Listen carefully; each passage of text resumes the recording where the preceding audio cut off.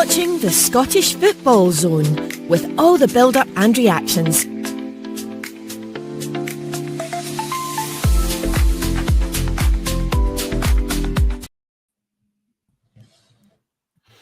Hello, very good evening to and welcome to the second instalment of the Scottish Football Zone this week. Concentrating on Celtic and Kairat in the Champions League. Before we get into the game, let's introduce the man. Well, he makes no introduction. He's a season ticket holder, right enough. Alex Cruikshank. Hi, Alex. How are you?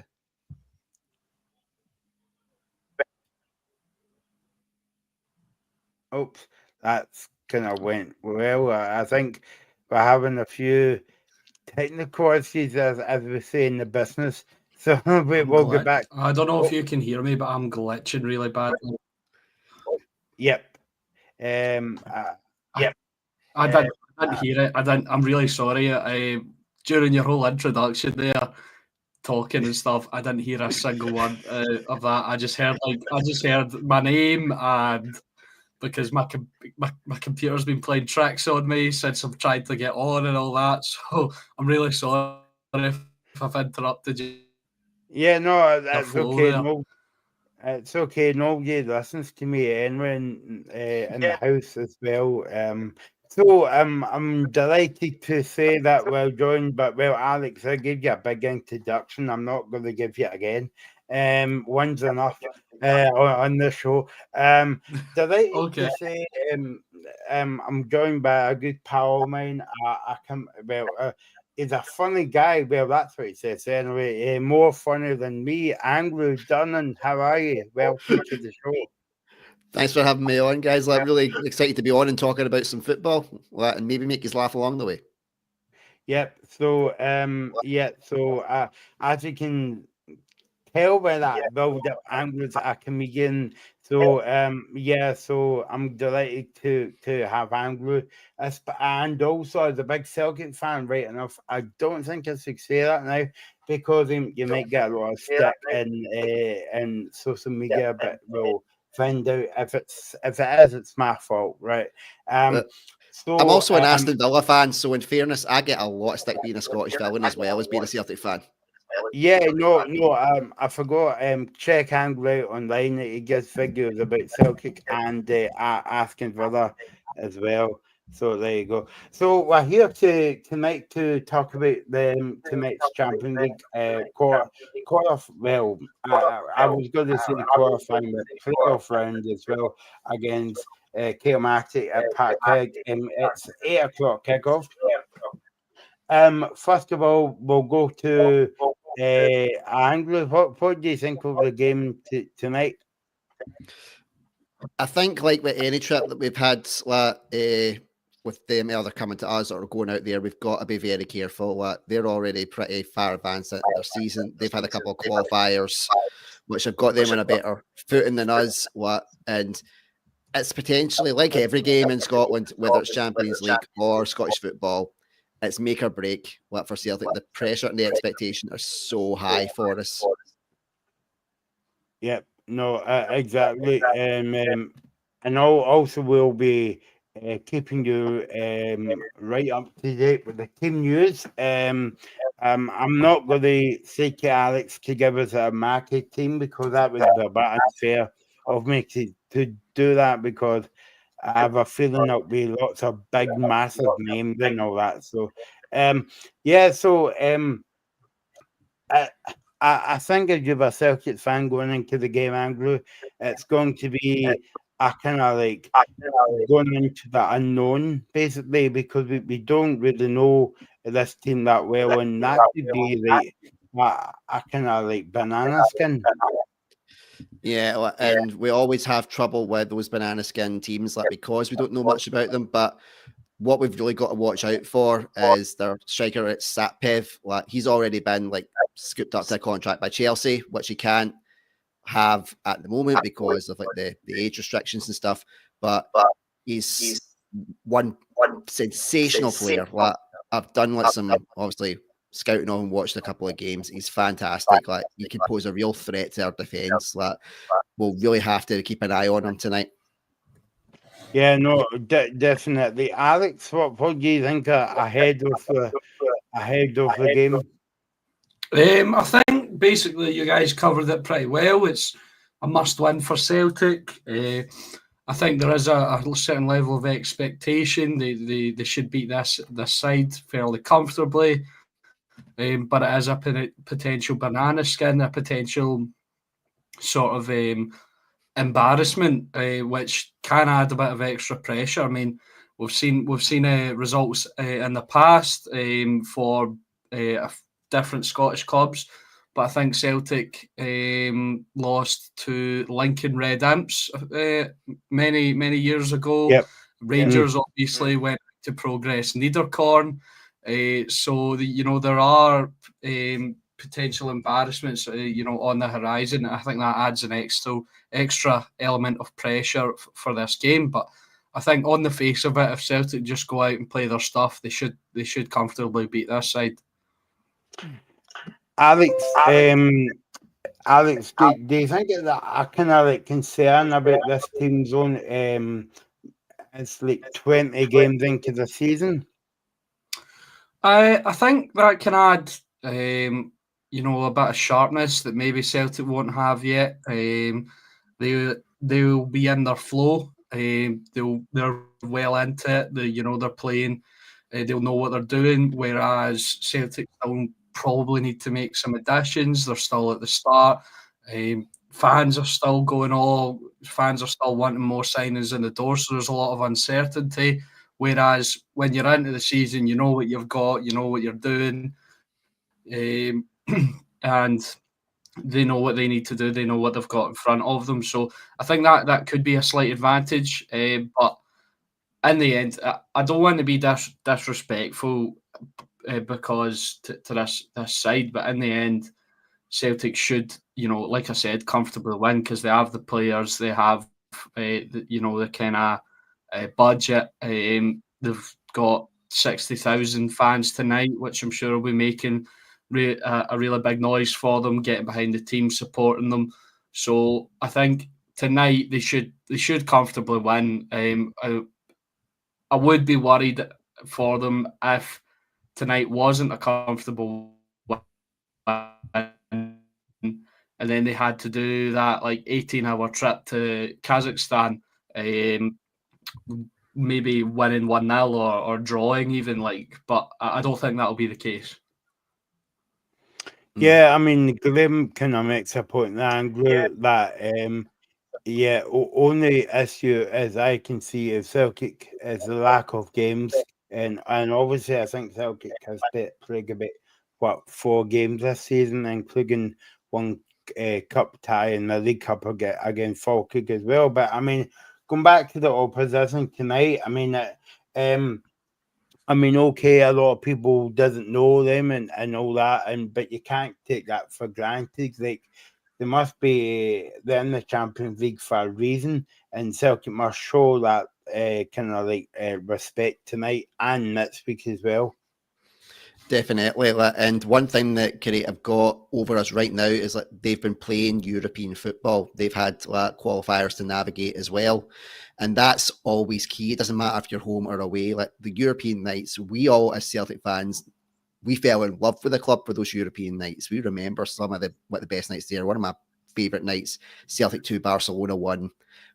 We regaled everybody with these stories. And then you went through a wee spell where you weren't getting those stories anymore.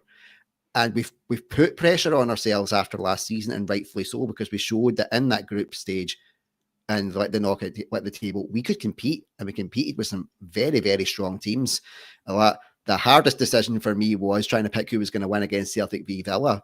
That was a nightmare game for me, but it was also a brilliant game to show Scottish football. Was Villa took us a 2-goal lead, we fought back, and then eventually Villa beat us, but we showed some heart, we showed some spirit and dedication. We want to see those levels of commitment, and that's where the ring rust might come in, especially with European football. But Rodgers is going to be demanding a real solid performance tonight, because this is his 800th senior management game. When you get little milestones like that, he will be drilling that into their head. He's very much about his stats and about his statistics and what he can bring to the table, because he presents that to clubs as to why he is one of the best managers going around, and rightly so. And it'll all depend on tonight on whether potentially, we say this because the rumours are going around right now about Jamie Vardy. I personally think Jamie Vardy would come to Celtic, but only if that caveat of we could definitely have Champions League football for you is on the table, because he'll want to still show that he can compete at the highest level and get back into the Champions League, especially after he had a taste of it with Leicester. Yeah, I'll just jump in there. I saw a report today that Napoli were considering Jamie Vardy because of Romelu Lukaku's injury. So maybe Vardy might be going to Italy, but I think he would be a decent signing for Celtic. Yeah. Napoli are just trying to buy everybody, aren't they? Yeah, they do. Their approach is fairly scattergun, but I feel like that's very Antonio Conte. Because if you remember when he was at Inter Milan a few seasons ago, he was bringing like Victor Moses and Ashley Young in, and people are thinking, "What's he doing?" And he won the league again. So, and then he's done it last season with Napoli. So I guess you should just trust a top manager. But anyway, I've taken us off topic a little bit. But Michael, if you want, I can read out the Celtic team right now. On you go, yeah.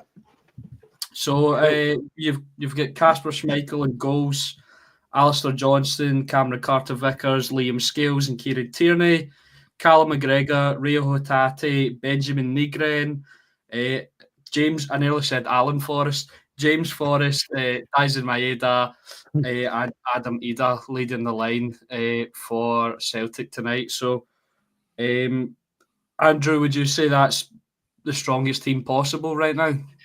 I would say so. I think the only thing I'm gutted about is that we don't have Kyogo for these matches. This is when he would really step up and it was his time to shine. Jota being injured is also a real kick in the teeth, especially at this point. But it's the strongest team that we've got. It's the strongest team that we could use. Schmeichel, I really hope that he uses this game to put some of his doubters wrong, especially with what had happened with the cup final last season. And they were everybody was crying, get him replaced. I want him to prove a point. I want him to prove that he was brought here for a reason, to show that he still has it, because our goalkeepers are marquee goalkeepers. You look at our recent ones, we've had Schmeichel, Hart, Forster, even back when we had Rab Douglas. He was a solid name for us. Artur Boric, the holy goalie. We are very well known for our goalkeepers and being solid in the sticks. And I want Schmeichel to go out and just deliver the metaphorical FU to anybody that is saying that he's not up for this level, because he is. How big a night is Graham basically sent a question in since Watson? Graham, he says, maybe I'll ask that to both of you. I know it's a big night for Celtic, and obviously we'll talk about that, big price targets, get £40 million if Celtic goes through the Champions League and all the rest of it. But how big a night is it for Adam Ida leading the line tonight, Alex? I think right now for Adam Ida, every game is big for him. He's under a lot of pressure from the supporters. I'm not sure about sort of internal pressure, but I think a lot of it will fall on him this season, unless Celtic bring in another striker. He maybe loses his spot, because I know it's really early, but from what I've seen, Shin Yamada doesn't look like he's ready to lead the line. Johnny Kenny, you can see there's a player there, but maybe he's not quite ready to lead the line yet. So I think every game is a big game for Adam Ida. And he didn't have a bad season last season either. I think he scored 20 goals in all competitions, but it's that £9.5 million price tag that's sort of looming over him, where you would expect 30 to 40 goals a season for a striker, especially paying that in Scotland. And yeah, every game is a big game for him, and especially in these kind of games where you're playing maybe what you would consider a lesser opposition. If you win 4 or 5-0 and he doesn't get involved, there'll be more questions getting asked of him. Yeah, I also think that as well. That it's unfair to put the pressure of the price tag on Adam Ida because he's not the one that sets the price. It's everybody around him that hypes him up to that point. But 9 million, what the only other player that we've paid that much for was Edward. And even then, with his return, it only took one bad season for everybody to sour on him and go, no, it wasn't worth that 9 million. At the time, I was one of those people that did say that as well. Hindsight is a wonderful thing. But Ida essentially is in second season syndrome right now. He's got to hit the ground running, because if he doesn't, more fans are going to turn on him. And I don't think that's very fair. Is it a possibility of maybe he's having that, maybe the jersey's weighing down on him a little bit because he's a fan and he wants to put out for the club? Possibly. But there's been loads of fans of the club that have just put that jersey on and went, right, I'm going to show you what I can do. And if there's a team that you can prove it against tonight, it's definitely this one. But we've got to watch out, because even though it was 10 years ago, Kairat still have experience of playing Scottish teams when they played Aberdeen, and there were no slouches. Yeah, no, I mean, going back to that kind of question about Adam, he did that as well. I don't know about you, Anglo, but when you watch Celtic week in, week out, he reminds me of a very frustrated player, because obviously, as Alex alluded to there, I mean, he's got it there. Like he's scored for, you would say, he scored for fun last season. But he's not done it this season. It's also, it seems to be a case of there's a stereotype around him of, at the big games he doesn't produce. We instantly go cup final against Rangers, but that was when he was still on his loan spell and he had something to prove. Every player, when they're on a loan spell, they seem to have that extra notch on them, thinking, I'm going to show you what I can do, and essentially try and bump the price tag up and get a move. Once you get in the door, that's when the pressure really comes on. And a few times in the big games, I hate to say it because I do like him. I think he's a quality striker, but he didn't step up. I could see where the fans' frustration was coming from. This is a time to do it for him.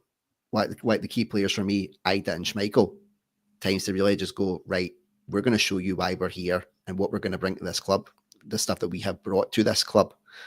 But expectation, whether you're in a Celtic jersey or that other side, which we can laugh about later, it's certainly one that you have to know there's a burden there when you wear that jersey. And sometimes maybe the players just need that little reminder, this is why you were brought to this club. I actually forgot to tell you, we never had too much time before we came on, but yeah, Alex is he's a Rangers fan. I do know. I do watch the show. I just couldn't help but have my wee cheeky one in there. But if we get absolutely hammered tonight, I expect Alex to find me on the socials and go ha ha ha ha ha ha. And I will expect it, and I will take my lumps. No, I'm not bitter. I rise above all that. The first fan to ever do it. In fairness, I came from a mixed Rangers and Celtic family, so we banter's in our blood. It's what we do. We never take it seriously. I just want Scottish teams to do well in Europe, because if they don't, our coefficient gets knackered, and it makes for things like this where we don't have the automatic progression. We don't have the qualifiers. Scottish football is brilliant. Everybody says it's a farmers league. It's one of the most beautiful games that you can watch when you are in the right environment to do so. And we just need to start proving it more in the European stage. And that's why Rangers have carried the can, especially when it was Europa League. There were some amazing games that they played. There was fantastic games. So I do give credit where credit is due, but I'd obviously want Celtic to progress.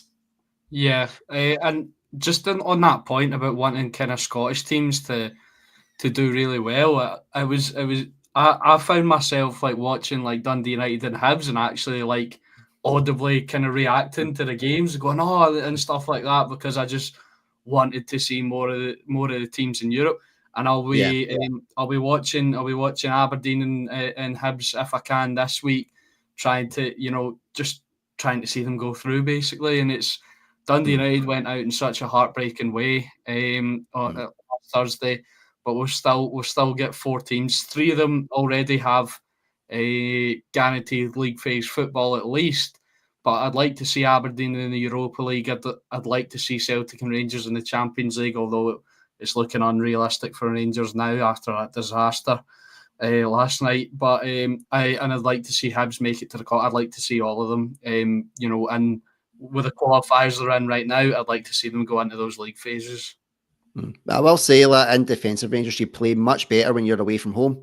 I don't know if it's just that added pressure from the fans there, but when you play away from home, your game steps up, especially on the European stage. So I wouldn't count these out just yet. Maybe if Rangers start like they started the second half, I think it all comes down to who gets the first goal. It's essential because I think. Sorry, I know this is a Celtic preview, but I think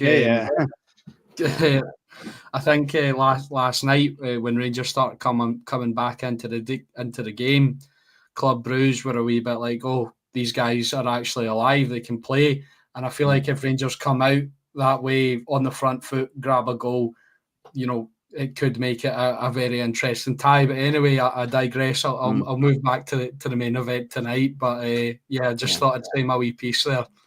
But it is crucial to talk about it though, because it's the same with Celtic. We've got to play to our strengths. Rangers going out in the front foot is your strength. Celtic, when they go away from home, in the next round, we can't lose our concentration. We have to defend like our lives depend on it, because everything's going to knacker us in that second round. So we've got to really show it tonight. 60,000 fans. We've got a decent team, a strong squad. And when Adam Ida is on form, he can find the back of the net. So we've got to get behind them and really, really prove it. I think as well, guys, when we spoke about Jamie Vardy there, and rumours are every day kind of stronger than he's coming to Celtic. But I mean, if rumours have it that he would come on loan as well for Celtic, maybe to buy him that season. But do you think that extra money helps, Alex, in terms of like, you can dangle money in front of players and say, look, Celtic's got 40 million now? Yeah, I think so. I think we've seen it with Celtic as well in recent years. They do a lot of their business towards the end of the window. I think it was maybe Postecoglou's first season. They signed, I think a lot of people forget this, Carter Vickers and Jota were both deadline day signings. And, it's, I think getting that money in does help. Help them to entice players. Champions League also will help them to entice players. Maybe they've got a couple of players sort of in the works and they're waiting to see whether they qualify. Personally, I don't think that's a good attitude to have as a player. But anyway, but yeah, I think it would be a massive boost, obviously, for them to help buy players, and I think they still do need to recruit fairly heavily if they want to make headway in Europe. I think the league, unless Rangers get their act together, it seems like Celtic will be okay. But that's not what the Celtic fans want. They don't want that complacency. They want to move forward. They want to keep going, keep driving, maybe push to a further round or get to the same round as last season. And you've got to remember as well that they only they lost to Bayern Munich last kick of the game. They were excellent out in Germany. They were absolutely excellent. I couldn't believe what I was watching. It was fantastic, especially for and there was a lot of talk if like Brendan Rodgers was naive in his approach when they got beat 7-1 by Borussia Dortmund, and then he went and drew 0-0 with Atalanta, and the form grew and grew, and he played that game to perfection. And it's just unfortunate that they went out with the last kick of the game.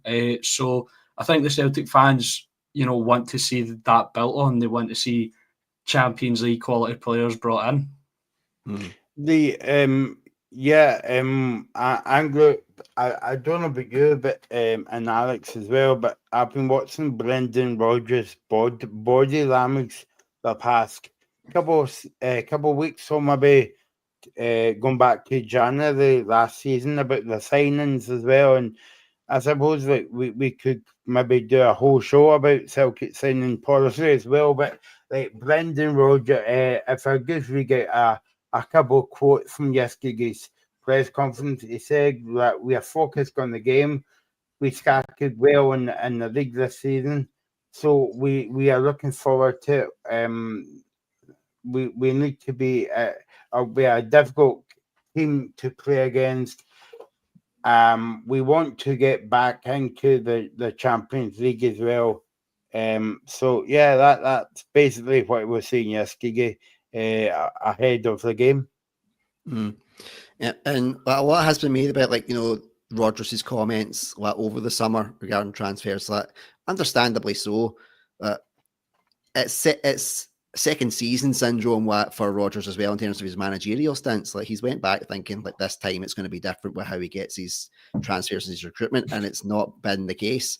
But the Celtic board, that they don't change their stance because so far it has worked. It has to break before they make a change for it, which was what they had to do with Postecoglou. He was getting some signings in sharp, and then he had other signings that we were like, what is going on here?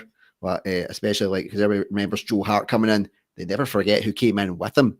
To the point where we thought he just shared a taxi to come up the road and wound up with a contract for 4 years and done nothing. You can guess in the comments who that was.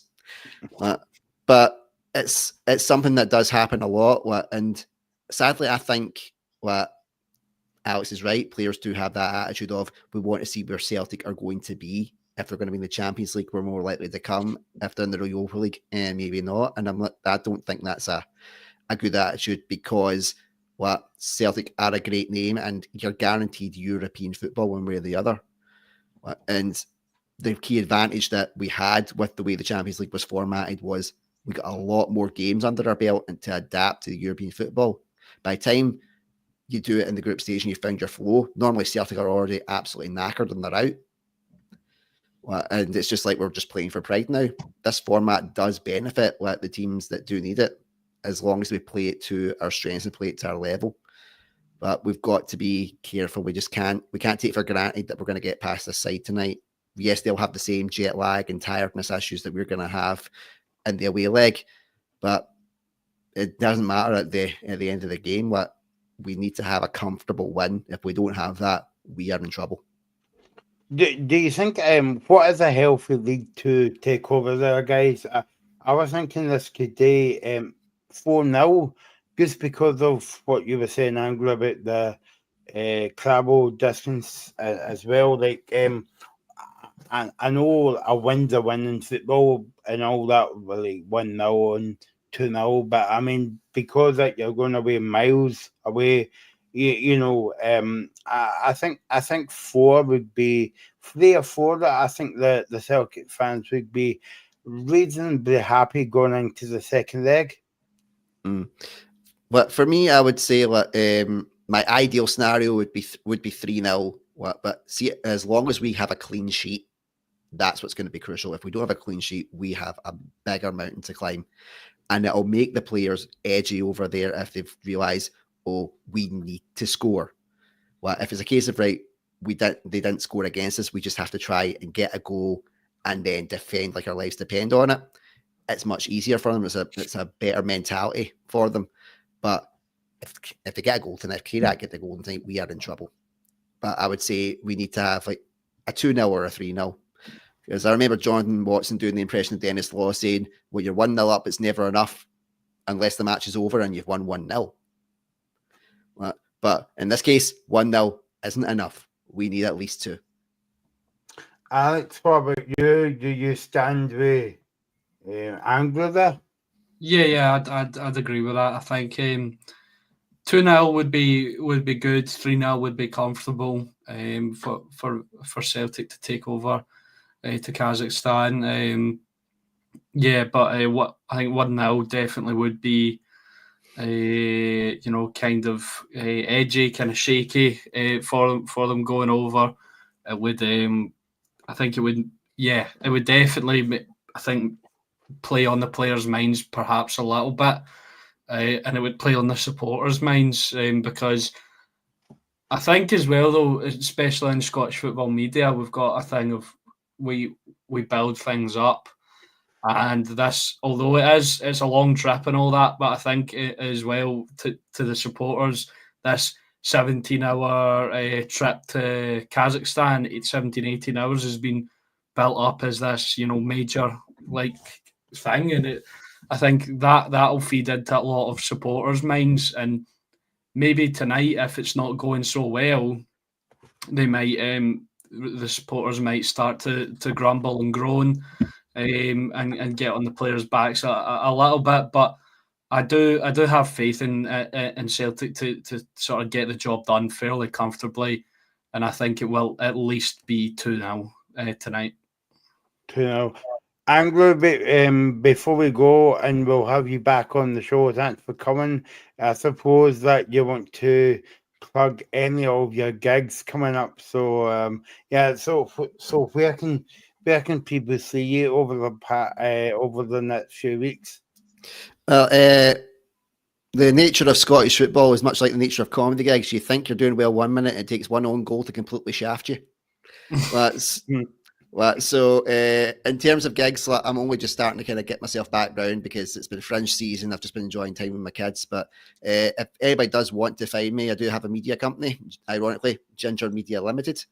We cover lots of kind of niche podcasts, everything ranging from mental health to Thomas the Tank Engine. So if you look, just search for Andrew Durnan on Google, you'll find me and you'll find any content that I've got.